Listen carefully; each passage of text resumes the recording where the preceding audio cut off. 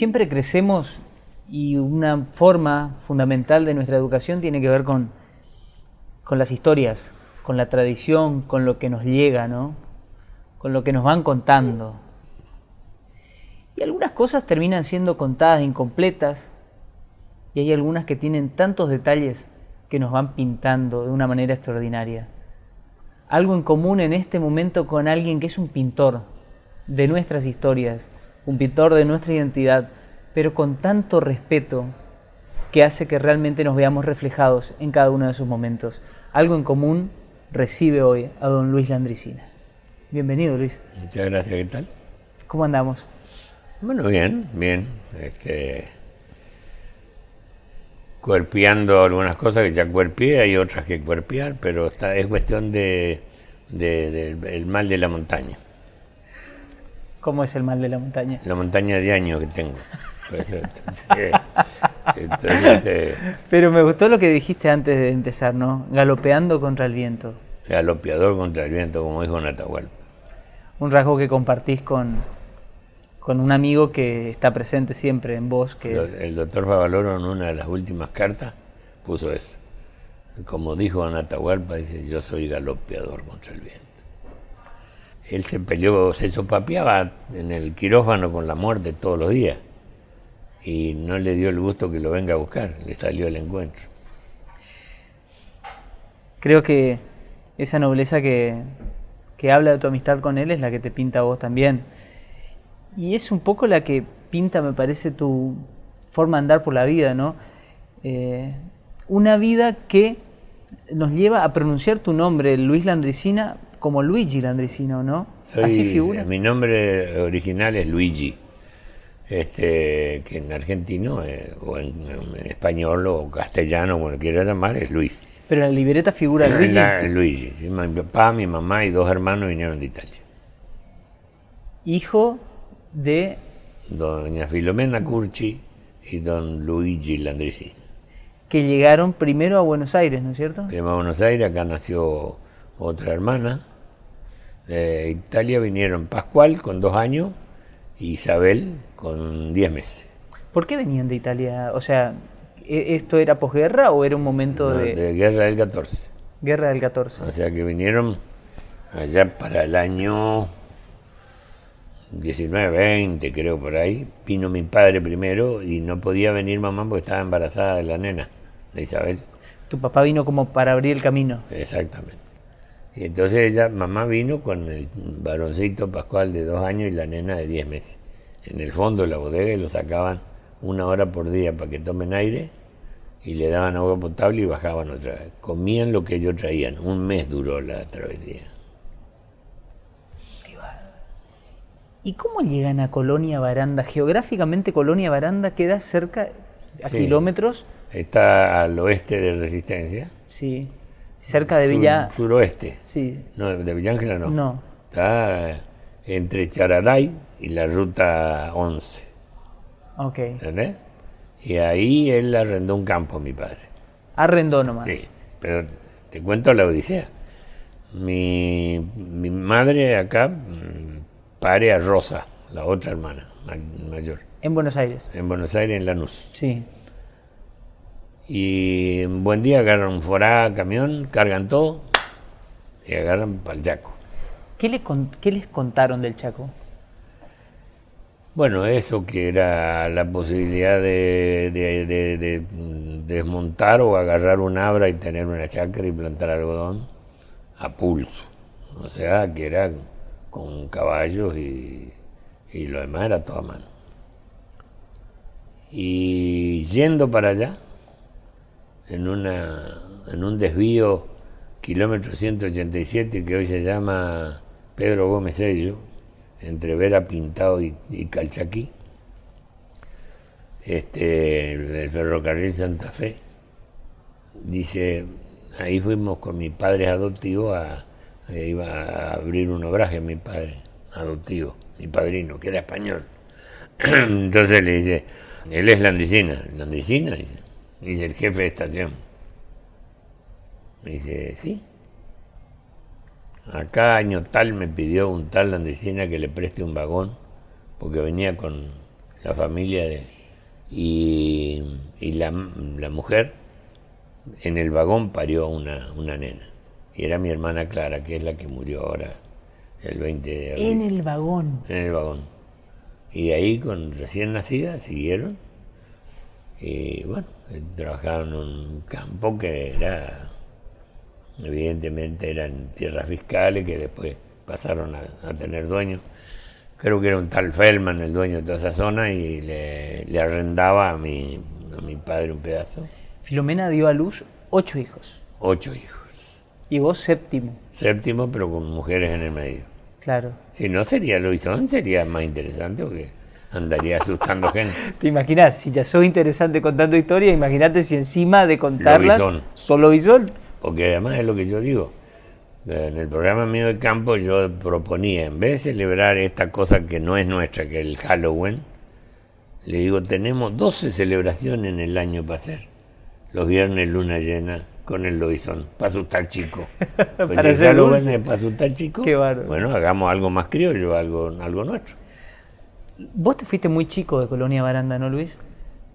Mi madre se va a parir el último hermano mío y muere en el parto. Yo tenía un Ir a año- parir era una- moverse de Colonia Baranda hacia a donde. Resistencia, al hospital Perrando ahora. Y muere pero de parto, como se Pero dice. que la atiende era el doctor Perrando, el que le da el nombre al hospital de Resistencia ahora. Qué bárbaro. Y ya le había dicho cuando nací yo a mamá, doña Filomena dice un hijo más y se muere. ¿eh? Así que acá Le dijo Perrando. Sí. Y dice que cuando queda embarazada, porque papá dice que no la dejaba ni orear a la pobre vieja, que no era vieja, tenía 36 años cuando murió. Laburante. Le daba de comer a 17 peones y a todos los hijos. Y ella hacía la huerta y ella cocinaba. Los hijos ayudaban a traer agua de un pozo que estaba no sé cuánto, que era Pulso, Vos no tenías ni 2 años. 1 año y 8 meses. Y ahí ya me llevan para Resistencia. En Resistencia había la hermana que vino de Italia y la que nació en Lanús, Isabel y Rosa, estaban en la casa de un tal Santiago Rodríguez y doña Margarita Martínez, que mi padre tenía relaciones con ellos laborales, porque mi hermano Pascual, de 14 años, que había venido de Italia, todo un hombre ya, que vos lo ves en la foto de sombrero y parece un hombre, que tenía 14 años, manejaba el camión internacional que había comprado mi padre. Con 14 años. Sí, y le fleteaba leña a mi padrino. Por esa relación se hacen amigos mi mamá con mi madrina, la que iba a ser mi madrina. Ella elige ser mi madrina. Dice, este rubiecito lo quiero para... Qué bárbaro. Y bueno... Al fallecer Filomena... estas hermanas mías eran para ir a la escuela y ayudar en los quehaceres de la casa a cambio de que le dieran comida y, Claro. y pensión, que tenían sus casas, su pieza al lado de la pieza de mi padrino. Claro. Era una casa que ahora es el Sanatorio Palacio. Esa era la casa. Qué bárbaro. Una de las casas más lindas ahí de Córdoba 421. Y ahí recalaste, vos ni te diste cuenta del fallecimiento de Filomena. No, además me dijeron, tu mamá está en el cielo, y yo soy tu padrino, tu madrina, y yo no le decía paíno y maína, porque no me salía padrino y madrina. Y se murieron y yo seguí diciendo paíno y maína. Y digo todavía paíno y maína. De esos que en el interior se pide la bendición. Sí. Pero yo era el hijo de ellos. Claro. Ellos decían, Y te sentiste como el hijo realmente. no tuve otra ternura que esa. Claro. No conocí otra ternura que la de estos dos gallegos. Qué bárbaro. Bueno, esta historia es increíble. Ya volvemos.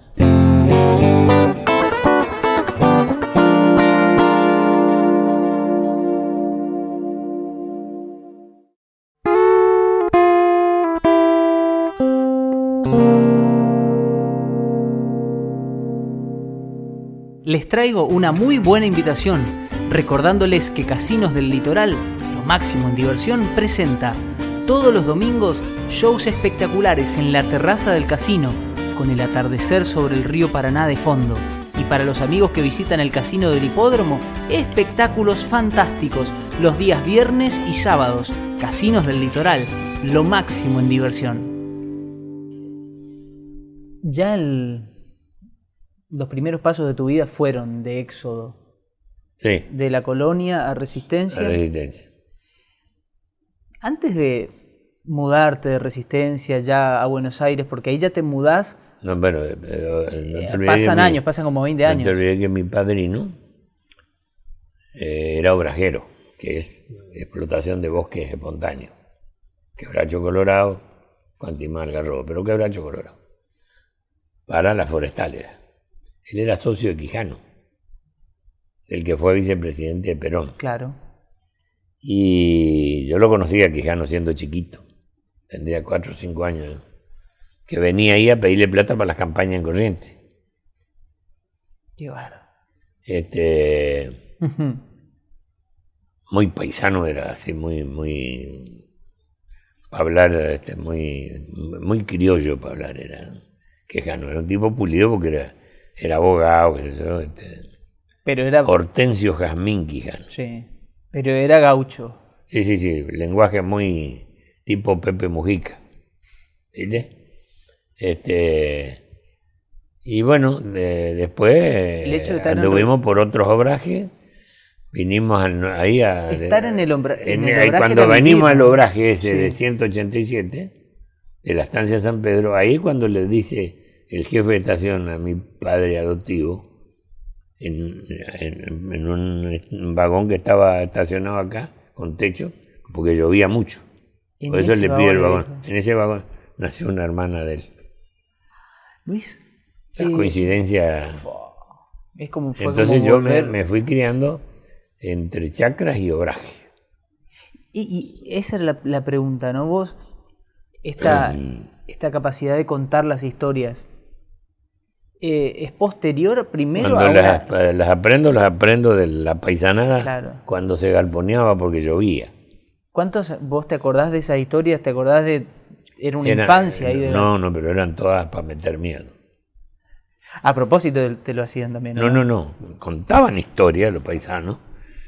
Yo siempre digo que el fogón es un elemento aglutinador alrededor del fuego. Había una pava grande de la cual se surtían las pavas chicas porque cada uno tenía una manera distinta de tomar mate. Había quien en una olla de fierro tiraba una torta frita. Y se armaba. Ya había un tal don Serapio, que era el que mejor narraba. Vos lo mencionás ese Serapio después. Sí, claro, porque manejaba los silencios. Iba deteniendo el coso. Él decía, tenía una habilidad de él, después me di cuenta con los años yo. Pelea grande la que supo haber para una fiesta patria en la estancia del Pilar. Y sacaba papelito para armar tabaco. Y vos te quedabas ahí. Todos se quedaban así. Y los dueños de los caballos ya se tenían inquina entre ellos. Armaba el tabaco y entra como a buscar fósforo y ya le rimaban un tizón para que prenda. ¿Entendés? Y bueno, y todos queríamos saber qué pasó. Los chicos nos preguntaban los grandes. De esas, bueno, lobisones, aparecidos, luces malas, ánimas. Y después, de los gauchos forajidos, los gauchos alzados, historias de degollados y de cosas así. Y yo me agarraba del pantalón de mi padrino o de la pollera de mi madrina. Unos miedos. Yo después dormía tapado. Del miedo que tenía de las historias. Pero te apasionaban. Porque eran historias que te metían miedo. Y yo estaba convencido del loizón. ¿Y cuándo pasaron esas historias de ser captadas a ser transmitidas? Empecé en la escuela con un maestro correntino, un tal Luis Bestar, en Campo Largo, Chaco. También viviendo en el obraje. Zona de obrajes, Ahí tuve uno de los obrajes fuertes de mi padrino, la zona del Oro Blanco. Y me enseña un verso de la revista Iberá que se llama Agapito en Buenos Aires, que era un tipo que cuenta una odisea de un baile en un salón donde bailaban los correntinos. Muy gracioso. que me acuerdo más o menos que decía, me fui el domingo al salón que bailan los correntinos, vestido de los campiriños pero sin hacer papelón, con mi faja de algodón, mi tirador, mi bombacha, era colinda mi facha, y entré entre mis paisanos con el sombrero en la mano, por respeto a las muchachas. ¿Viste? Y bueno, era la fiesta de fin de año. Y el maestro te la enseña. Sí. Y yo ya iba mezclando cosas. Este era muy gracioso el verso, muy gracioso. Y a partir de ahí yo ya iba mezclando las historias esas de los bisones y aparecidos, que a veces te pedían que escribas. Ya las otras, las graciosas. Porque mi padrino era un tipo ocurrente y mi madrina también le retrucaba. Pero mi padrino era un tipo de buen humor y muy, muy cariñoso. La que me tenía zumbando era la madrina. Pero zumbando en el sentido de que sacaba los pies del plato, había penitencia o no había premio. O sea, si había cine, no había matiné. Claro. Y me enseñó de chico que habiendo un tramo de tierra había que regar y tener una planta. Él dice, tener un tramo de tierra y no tener una huerta es un pecado. Entonces nosotros, aún comprando el agua para tomar, tuvimos que regar y tener chacra. Teníamos huerta. Qué bárbaro. Entonces todo eso yo lo aprendí de ellos, como el no decir malas palabras, el entrar una persona mayor y pararme yo para que tenga asiento una persona mayor. Si las personas van a conversar, el chico tiene que irse porque van a conversar. Lo grande, eso era natural. Y esperar que se siente el padrino para sentarnos a la mesa a comer, eso era normal. Pero tu padrino se divertía, él tenía un modo ya de ser ocurrente y te veía a vos que vos venías perfilado para ese lado, ¿no? Sí, pero él no me alcanzó a disfrutar. El que me disfrutó fue mi madrina, que ya me vio en el cuadro artístico de la parroquia haciendo papeles cómicos. Que ella me decía, si tú insistes y te vas a Buenos Aires tendrás suerte. Me decía ella. ¿Y qué pensabas vos de eso? Nunca soñé que el gobernador del Chaco me iba a mandar a Cosquín. Y bueno, eso fue el... ¿Cuántos años eran? ¿20 años por ahí?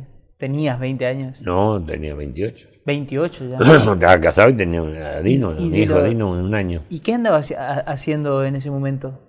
Yo arreglaba cocinas y lavarropa.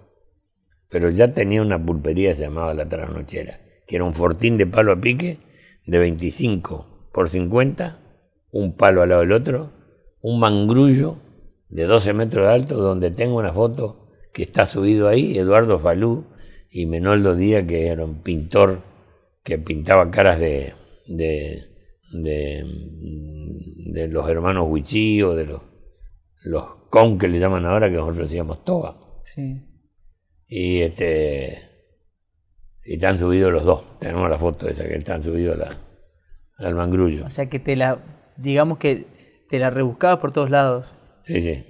Arreglabas cocina, lavarropa. Además teníamos un conjunto además los cardenales, se me muere uno de los hermanos Gamarra, y ya después se armó el conjunto, los cantores de Chaco y Monte, donde la primera voz era Jovita Díaz.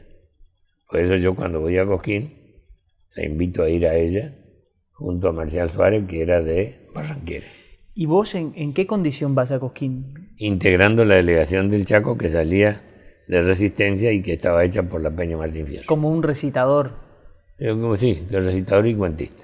Cuentista. Y ya, o sea que ya aparecían los cuentos en este mismo modo de contar que tenés ahora, o cómo era la modalidad. Sí, había habido algunos problemas en Cosquín con los contadores de cuentos, porque ponían en boca a los paisanos lo que los paisanos no dicen. Sacaban un chiste de un teatro de revista y le daban un acento provinciano, pero el provinciano no es así. Hoy en día el hombre de campo todavía tiene intacto su pudor. El tipo que todavía se saca el sombrero, dice una mala palabra porque se me pegó un martillazo en el dedo, o la reja le cortó la punta del dedo gordo, y mira para ver si hay mujeres para pedir disculpas. Dice, disculpe doña, no la vi. Está bien. porque fue un contratiempo, no premeditó la mala palabra. Y cuando vos vas arriba a un escenario, llevas premeditada la mala palabra. Que es algo que en tu modo de decir... Nunca me lo permití. Pero hubo varias razones. Primero, porque me educó muy bien este matrimonio. Segundo, porque empecé a subir a un escenario en el cuadro artístico de la parroquia. Ahí donde se te ocurriera ser atrevido, terminaba tu historia de artista. Y la otra, porque una vez la vi ponerse muy colorada a mi madrina, que me llevó a un parque, y había un tipo que cantaba esa parodia, música original y letras que inventaban ellos. Y era muy guarango, las letras. Y mi madrina medio me tapó la mano con el oído y dice, esto no es para que escuche un jovencito como tú. Y dice, vámonos, este señor es un grosero. Y yo vi que ella se puso mal. Entonces yo dije, yo nunca me voy a permitir que una mujer o una abuela se ponga colorada por alguna imprudencia que yo diga arriba del escenario. Qué bárbaro. Ya volvemos.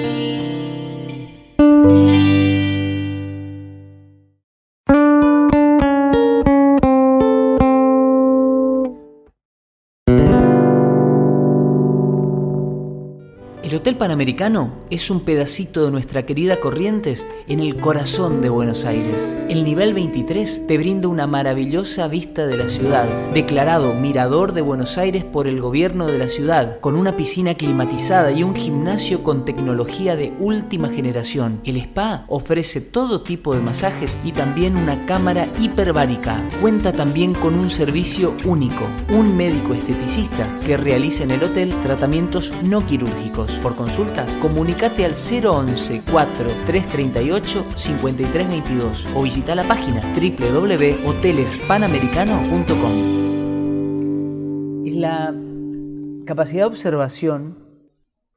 Es un don. Escucharlo a don Serapio, por ejemplo. Sí. Y también repetir las enseñanzas de Margarita, tu madrina. Sí. Pero de ahí en más, a poder ponerle la tonalidad, la inflexión. ¿Cómo bueno, eso es como el carpintero.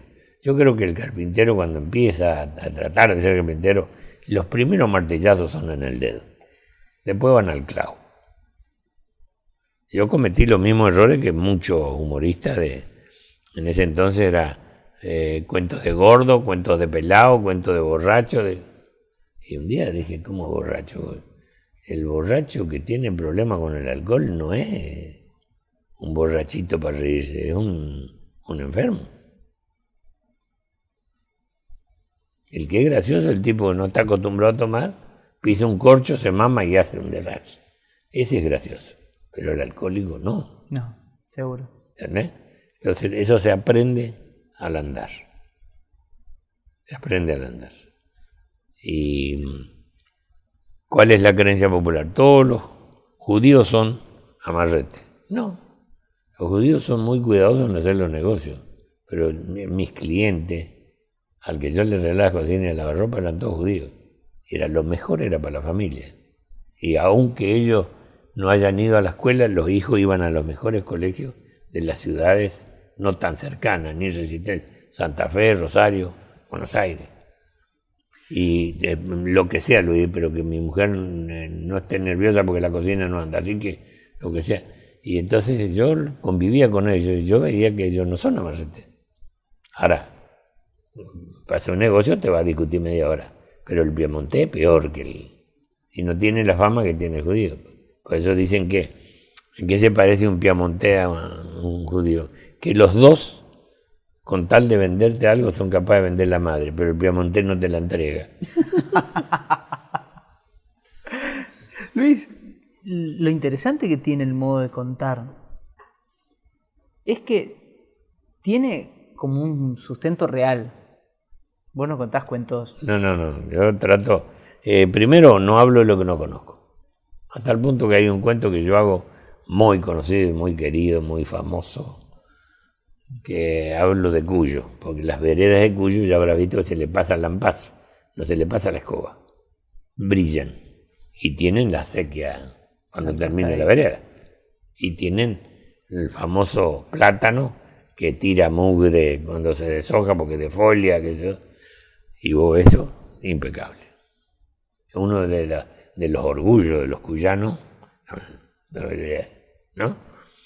Entonces digo, yo voy a contar una historia de una vereda de un pueblo de Cuyo, pero no les voy a hacer el acento porque no lo sé hacer. Entonces yo voy a hablar como hablo yo, usted ya sabe cómo hablar cuyano. Esto pasó en Cuyo. ¿Y por qué? Porque si vos imitas mal al mendocino, te pasás para Chile y no le hace ninguna gracia al mendocino. Entonces evito de que se indisponga conmigo por eso. Entonces yo, que disfrute el cuento, pero asumo que no lo sé hacer bien al mendocino.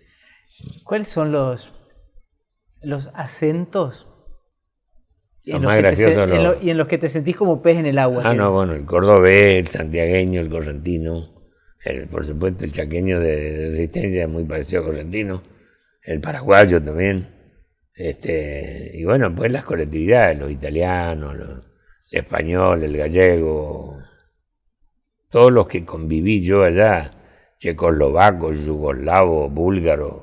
¿Y cómo empezabas a diferenciar esos acentos? Porque eran los colonos que venían a traer el algodón a la desmontadora y yo le hacía los romaneos. Y yo hablaba con esos gringos de primera generación, no hijos de gringos. Yo era hijo de gringos, ellos eran los gringos. Y ellos, vos tenés que aprender, había un tal, no me acuerdo si era Pelichú, creo que era. Y yo le decía, ¿qué tal? No, pero lindo todavía, mejor, peor como antes. Y vos después tenías que agarrar y buscarle qué casillero va qué casillero, y armar la gramática según tu gramática para saber qué te quiso decir. Lindo todavía, mejor, peor como antes. Lindo ahora, dice, mucho mejor que antes, quería decir. Qué bárbaro. Y de ahí sacabas un cuento. Pero ahí le llamaban, los gringos eran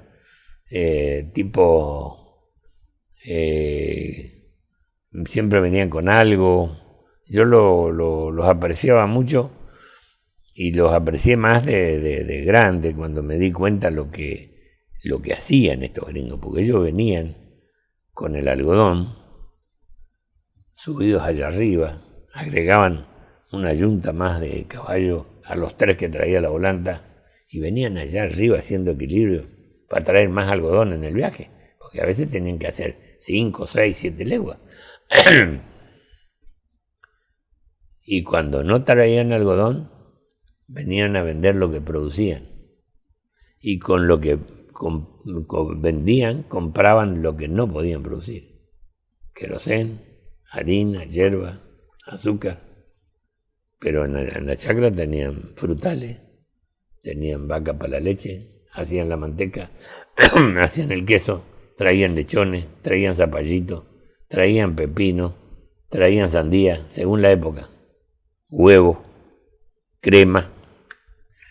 ¿Y cuál es seguís yendo, a pesar de que quizás ahora con menor frecuencia seguís disfrutando del interior? Yo estoy viniendo ahora de Formosa, de estar en el cumpleaños de un amigo con el que estuvimos trabajando juntos cuando la gran inundación de allá del 81, 82, que arrancó con Formosa, y él era gobernador, se llama Rodolfo Riner. Y cumplí 80 años, así que me fui en auto, en 2 etapas, para ir, ya no voy como iba antes, de un solo tirón. De un solo tirón y bastante rápido también, ¿no?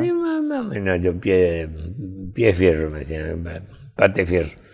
Y de ahí me vine a mi pueblo, a Villángel, que digo siempre, a visitar son los parientes por vía de mi mujer y mis muertos, que no son únicamente mis padres adoptivos, sino los que yo había elaborado como parientes porque eran parientes de mis padrinos, y los amigos, que son los parientes que vos elegí, que están ahí más adentro que afuera. Es el momento de pasar por Villa Ángel. Ah, sí. ¿Y seguís encontrando? Si yo voy a Villa Ángela, por muy apurado que esté, y no paso por el cementerio, es como que no fui a Villa Ángela. ¿Y es a donde también te gustaría terminar? Sí. Luis, ¿seguís encontrando los personajes en el interior hoy que la gente habla de la tecnología, del desarrollo, de máquinas que se metieron en los campos, la idiosincrasia, la fisonomía de la gente que es la sustancia de tus historias? ¿Sigue estando? Mira, yo tengo por ahí un cuento donde digo que el pescador es tan fanático que nosotros tenemos el río más cerca, 250 kilómetros, y tenemos club de pescadores en Villa Ángela.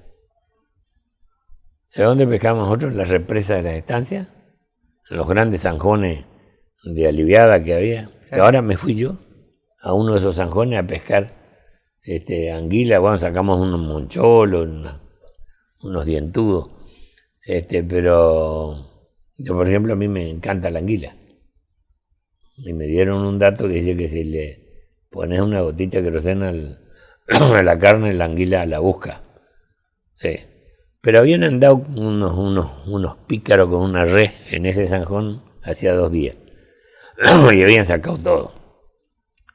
Pero fui a eso. Me parecía una pavada, pero para lo que somos, que hemos pescado tararira en una represa, a nosotros es un lujo eso. ¿No es cierto? Claro. Y bueno, voy a visitar a ese amigo que iba conmigo, que era Gatti, que lo menciono esa vez. Está muy viejito, pero está. Y son los amigos que yo voy a...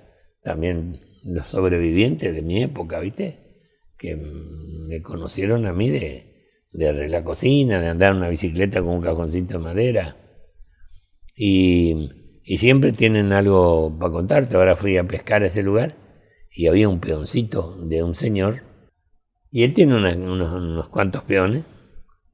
Y uno de los peoncitos vino para acompañarme mientras yo pescaba con mi sobrino. Y al rato dice, espéreme que voy a traer mi línea yo también. Bueno, ¿y te contó una historia? Sí. Bueno, esperanos, contanos la historia después de esto.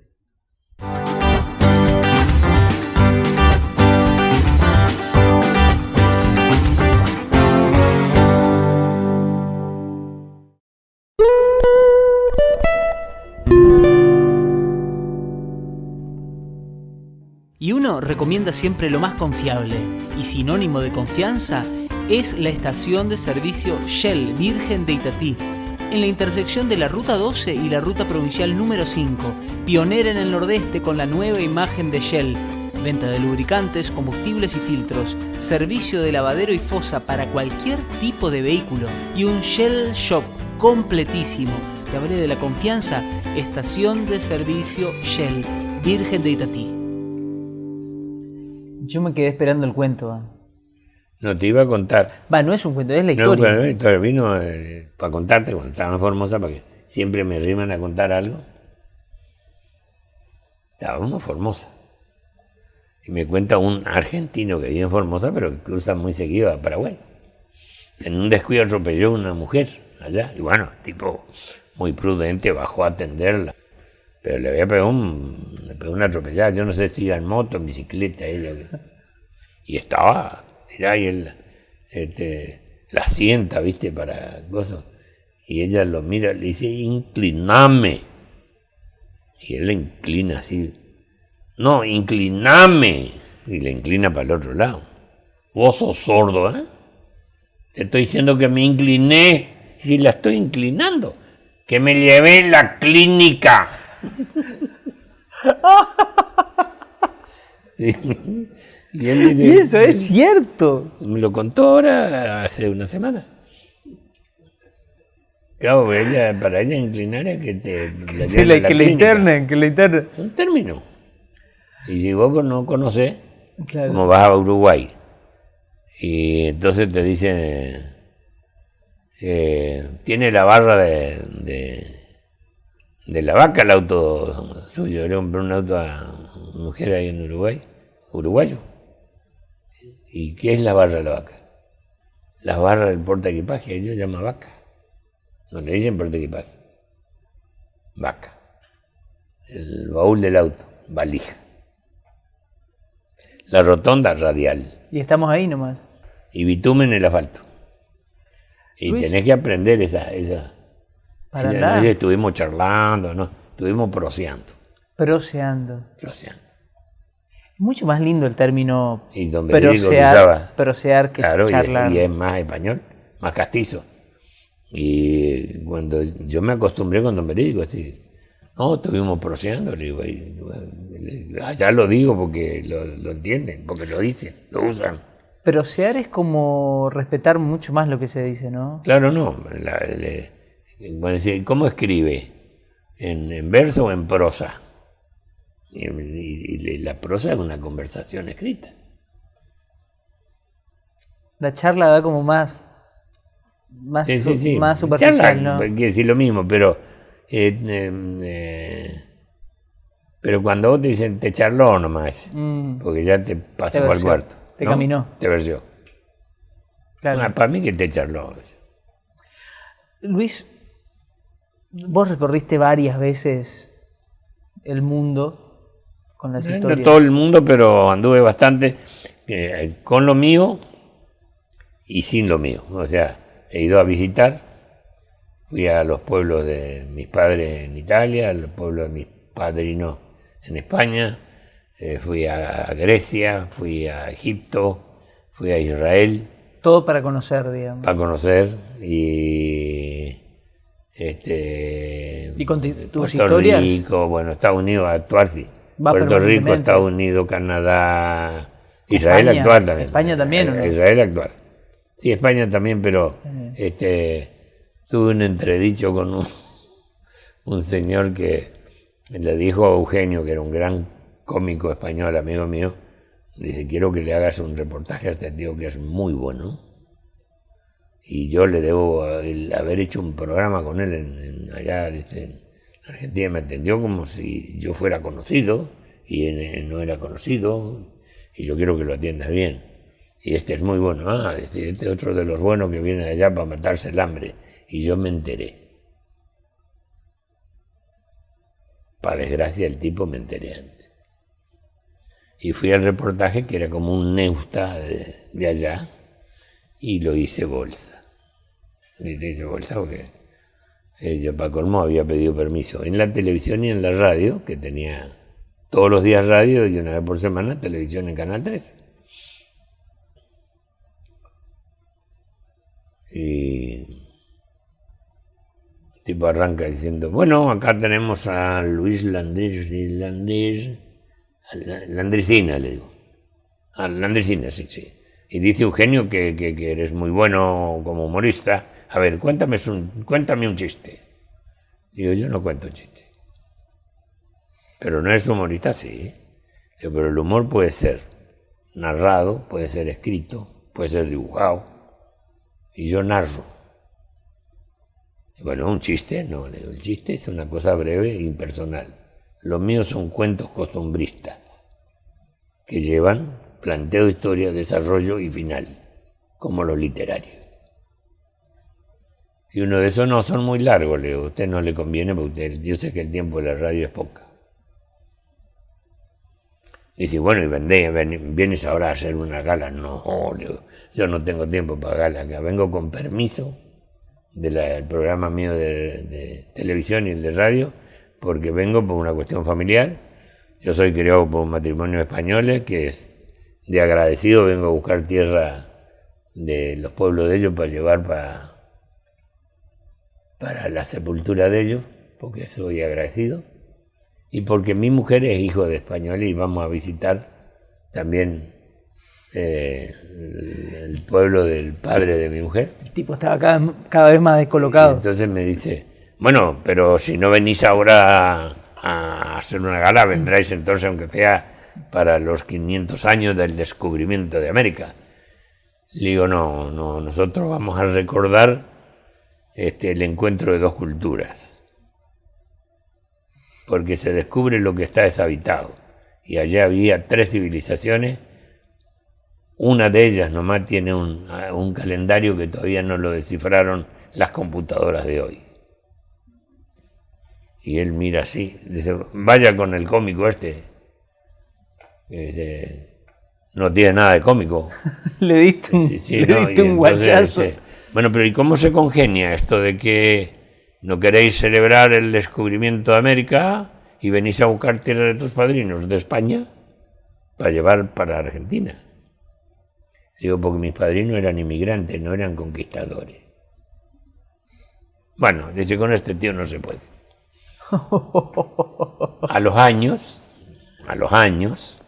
Marvis, a quien le aprovecho tu programa para rendirle un homenaje, Sí. porque muchos criollos que andan, que les va bien por el país, pasaron por el Sí, apoyo nada. de Julio Marvis, porque los nombrara alguna vez en Cosquín, yo Sí. entre ellos. Y nosotros también. Yo me hago cargo. Y entonces Marvin me invita, porque ya era director de cine y hace el festival de cine, y estábamos en la mesa mía con Soledad, con Bacón, la hermana de Soledad, creo, y yo y mi mujer, y un periodista español, me dijeron. Ese era. Ah, sí. Y me mira y dice, pero tú no eres el que me volviste loco. Dice, en Madrid. Y le digo, sí. Luis, el momento de encontrarnos y de que la gente se encuentre con vos es un momento de agradecimiento. Así como en su momento vos, como hombre agradecido, fuiste hasta Italia, hasta España, para honrar a la gente que también te hizo. Sí, sí. Nosotros en este momento queremos agradecerte porque realmente con tu manera de defendernos, de contarnos y de llevarnos por el mundo, nos hace sentir orgullosos de lo que somos. Y yo, ya que estamos en tren de agradecimiento, bueno, primero eso que decía, agradecerle a Dios el don, porque no hay escuela para graciosos. ¿Ah?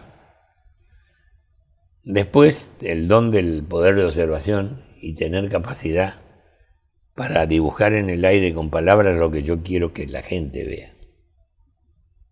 Ese es otro don. Agradecerle a todos los que hicieron posible que uno llegara, como el gobernador del Chaco, el intendente de mi pueblo, el doctor Pastor, que era ministro de Salud Pública de la provincia del Chaco y era padrino de casamiento mío. Entonces todos y fueron para que yo vaya a Cosquín. Alentaron tu vida a Cosquín, que te cambió la vida. Y después, cuando vine acá, Vittel me manda a ese hotel de don Pepe y don Joaquín Lozada, aquí en Bernardo de Goyen al 500, donde paraba Vittel. Y ahí yo me encontré con otros dos leoneses como mis padres adoptivos, que fueron como unos papás también, tipos cariñosos, afectuosos, que me hicieron que Buenos Aires no me chocara tan fuerte, porque es un cambio grande, es también un exilio. Claro. ¿Entendés? Porque Buenos Aires no te pone palos en la rueda, pero tampoco dice vení que te ayudo. Claro. A tener que hacer vos tu lugar y ganarte tu espacio. Y a ser agradecido también a la gente de todo el país que siempre aceptó mis cosas, especialmente ustedes, los correntinos. Esto que pasó en enero de este año, en la fiesta del chamamé. En la fiesta del chamamé, o cuando me trajeron acá para hacerme un homenaje también Nito Artázar y Bacón en la Luna Viva el chamamé. Claro.